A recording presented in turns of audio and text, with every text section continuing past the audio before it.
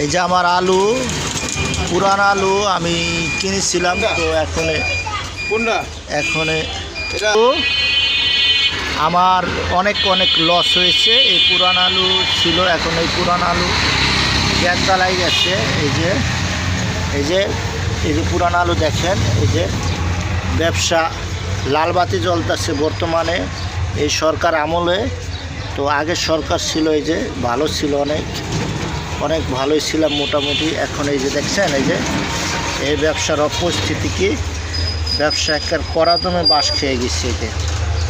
এই যে করাদমে বাস খেয়ে গেছি। এই যে আলুর কি ভাব, বড় বড় একটা গাছ, যদি কারো লাগে তাহলে দেওয়া যাবে ইনশাল্লাহ। একবার পানির দাম। এই যে অবস্থা কি আলুর, বাঁশের উপর বাঁশ খেয়ে গেছে আলুর।